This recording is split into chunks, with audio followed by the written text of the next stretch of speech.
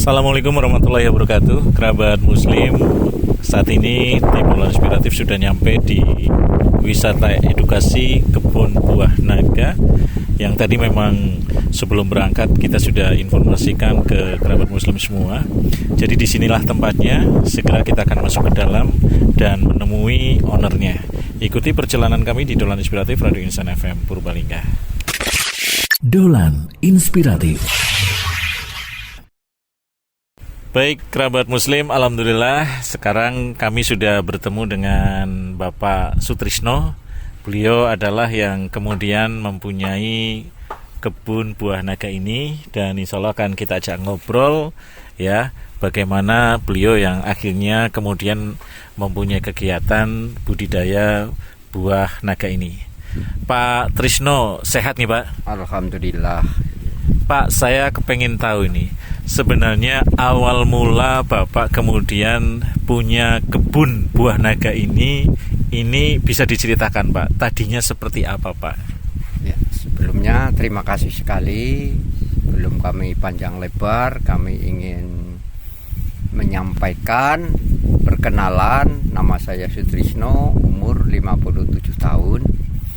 Alhamdulillah saya itu terinspirasi dengan adanya menanam buah naga karena teman saya juga, dorongan dari teman saya yang berada di Banyuwangi.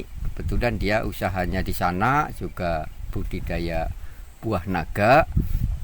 Saya suruh datang ke sana dan alhamdulillah sampai di sana saya mencari ilmu sekaligus mencari bibit-bibit yang baik. Jadi ditanam di sini ya alhamdulillah seperti ini adanya. Jadi emang buah naga saya di sini itu awal mula kami menanam itu banyak sekali cibiran-cibiran, baik dari teman-teman petani ataupun keluarga pun nggak ada dukungan sama sekali. Karena emang yang namanya buah naga di sini emang awam, walaupun emang ada beberapa titik tapi itu hanya sebatas hiasan. Tidak mendukungnya, kemudian mendapat cibirannya itu kenapa Pak? Alasannya apakah buah naga ini susah untuk dibudidaya di tanah yang di Pekunden ini, atau seperti apa sih Pak sebenarnya?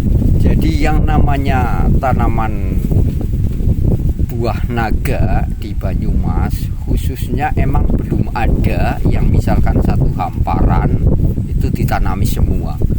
Memang ya karena kerja keras kami, apa yang kami dapatkan ilmu dari teman kami, saya praktekkan di sini.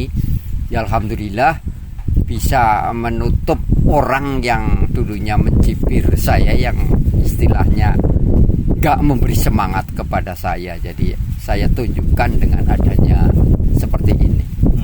Tapi sebenarnya untuk buah naga sendiri ini memang pas Pak di tanah ini, atau apa pilihan tanahnya adalah Pak pilihan, misalnya kan mungkin di daerah tropis baru buah naga bisa tumbuh, atau seperti apa sih Pak?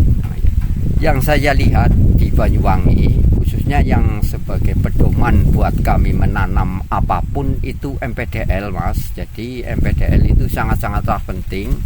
Walaupun itu emang yang namanya tumbuhan apapun di Indonesia bisa jadi, tapi idealnya jadi nanti misalkan di situ tumbuh subur, terus yang diharapkan dari tanaman itu sendiri kan buah. Ya dengan idealnya tanaman itu di daerah situ itu insya Allah ya bisa membuahkan hasil yang sempurna seperti itu. Lalu Pak, untuk bibitnya ini memang didatangkan dari luar negeri apa sebenarnya dalam negeri aja sih Pak? Nah, untuk masalah bibit, emang kami di Banyuwangi juga, jadi saya ke Banyuwangi sekaligus niba ilmu di sana 1 minggu, kemudian saya diberi bibit oleh teman kami, itu dengan pemilihan bibit yang baik itu bisa lebih cepat berbuah. Kami juga buktikan kemarin dalam waktu 6 bulan kami sudah merasakan daripada tanaman buah naga saya sendiri. Ini kan berarti Bapak mulai dari awal ya, mulai dari nol untuk cara menyebar bibitnya, kemudian cara, ini kan sepertinya teratur sekali nih. Dan mungkin dijelaskan Pak sebenarnya tahapan ketika kita mau menjadi petani pembudidaya buah naga tuh seperti apa sih gitu loh. Ya emang yang namanya buah naga itu emang harusnya full sinar matahari, karena konon katanya yang namanya tanaman naga itu asalnya itu dari gurun kalau tidak salah. Jadi baiknya itu di hamparan yang nggak terhalang oleh adanya rerumpunan pohon seperti ini. Ya misalkan sebagai contoh di depan rumah yang agak kerimbunan, mungkin kurang baik seperti itu. Jadi untuk masalah buah naga itu harus full matahari. Pak Trisno, ini kebun yang jenengan kelola ini luasnya berapa, sama ada berapa pohon yang ditanam? Untuk masalah luas hari ini yang saya tanami yang sudah produksi itu 1.400 meter persegi. Saya atur jarak tanam 2x3. Dengan 2x3 itu insya Allah yang namanya sinar matahari itu full. Jadi baiknya buah naga emang harus full sinar matahari. Jadi dengan saya atur 2x3 itu sekitar berjumlah 140-an rumpun gitu. Ada berapa pohon di kebunnya Bapak ini? Yang sudah produksi itu 140 rumpun. Seperti ini kan rumpun ini. Bisa kan seperti ini. Nah, ini yang masih sudah mau berbuah atau seperti apa ini, Pak? Ini kalau kayak gini, ini yang sudah 3 hari yang lalu mekarnya. Karena yang namanya buah naga itu mekarnya malam hari, Mas. Jadi lah untuk proses pembesarannya seperti ini kami juga hanya mengandalkan persilangan. Jadi pengambilan putik yang pejantan ke putik yang betina. Jadi nggak memakai hormon apapun. Alhamdulillah terdampaknya di buah kami, alhamdulillah lebih manis daripada yang lainnya seperti itu. Pak Trisno, ini kan kita sekarang sudah mendekat di pepohonan buah naga ya. Lah Pak, mungkin bisa diceritakan, kalau saya lihat ini kan antara jarak dari satu pohon ke pohon yang lainnya kan sepertinya teratur nih. Sebenarnya memang harus dijarak seperti itu atau bagaimana sih Pak? Ya untuk masalah pengaturan kebun buah naga ini emang harusnya teratur. Karena apa? Di situ bisa untuk melewat metik atau memupuk kan lebih enak kayak gitu. Karena apa? Yang namanya pohon naga itu banyak sekali durinya seperti ini. Ya misalkan kita tertancap ini pegel Pak, maka dari itu harus teratur. Jadi di situ ya misalkan teratur kan ya mempermudah segala-galanya. Nah ini sebenarnya bisa mengembang apa kayak gini-gini aja sih Bang? Ya cuma seperti ini doang. Jadi ini misalkan yang sudah tua seperti ini kan seharusnya dibuang. Karena keterbatasan tenaga kami, jadi kami ya belum sempat seperti itu. Gitu. Lah ini juga saya dan unik nih, pengen bertanya. Ini kok ada lampu-lampu dari satu buah naga ke buah naga yang lainnya, itu ada lampu-lampu, gunanya buat apa Pak? Nah ini untuk masalah lampu ini sangat-sangatlah berguna. Bukan kami untuk menjaga kebun buah naga, tapi salah satunya untuk merangsang tumbuhnya bunga. Jadi di situ dengan adanya lampu itu bisa teratur. Jadi misalkan petik hari ini, setengah bulan kemudian itu insya Allah ada seperti itu. Itu syaratnya hanya memakai lampu. Ini sebagai contoh, ini calon bunga lagi nih Mas. Jadi ini sudah tertata. Nah ini setelah ini kayaknya sudah 4 atau 5 tahapan nanti. Kalau berikutnya. yang seperti ini berarti bekas dipetik atau mau Enggak, ada buahnya ini Pak? Ini yang mekar 3 hari yang lalu Pak ini. Oh, ini mekar 3 nanti hari yang lalu. membesar yang ini kering seperti ini. Seperti ini nih. Oh kalau udah kering sendiri seperti ini nanti ada buah naganya gitu? Ya, jadi ini nanti mengering, terus yang besar malah yang ini. Seperti itu. Gitu. Seperti itu kan. Pak Trisno, ini kok penyangganya nggak pakai cor-coran atau apa ini Pak? Ya, karena untuk masalah penyangga, memang kami mempergunakan yang namanya kayu randu. Dengan kayu randu itu lebih apa ya? Lebih organiknya kelihatan sekali karena kayu randu itu yang salah satunya bisa untuk menekan biaya pengeluaran.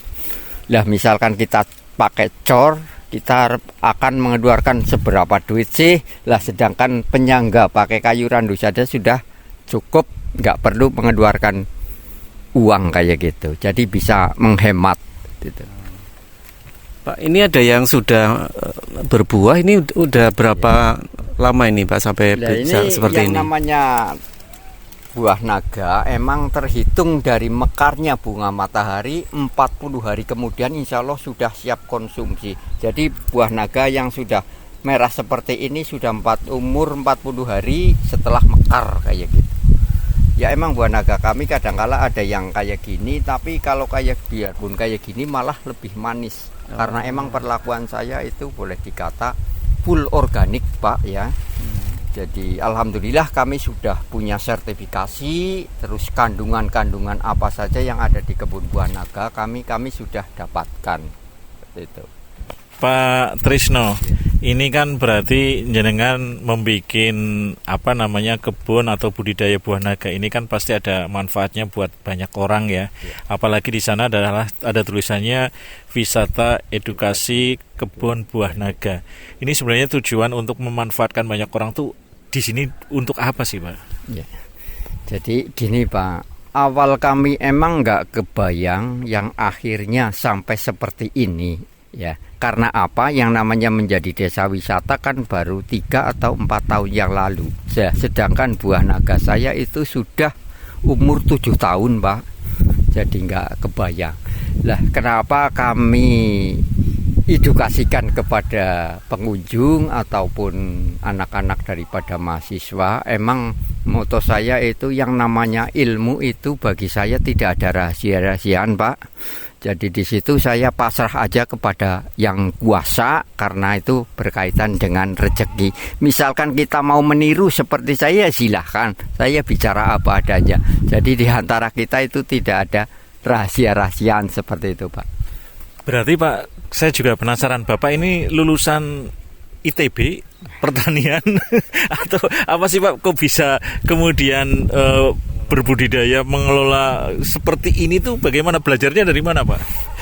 Ya gini Pak ya, kami emang keterbatasan daripada latar belakang pendidikan. Saya hanya sebatas lulusan setingkat SMP Pak, tapi karena bergelutnya sejak kecil terinspirasi sama yang namanya dunia pertanian. Jadi dengan kami pelajari, kami praktekkan, kami buktikan dengan fakta yang ada seperti ini. Jadi belajar sambil praktek kayak gitu. Kami bukan berguru ke dosen apa-apa seperti itu. Masya Allah. Pak, untuk perawatan ini membutuhkan biaya besar nggak Pak sih sebenarnya? Lah untuk masalah perawatan kami memang yang seluas produksi ini kadangkala kami juga membutuhkan tenaga. Misalkan di situ ada pengambilan rumput atau pemupukan, kami juga dibantukan oleh teman-teman kerja. Untuk itu sangat-sangatlah mudah untuk cara merawat daripada buah naga. Lah, ini kan namanya edukasi wisata ya.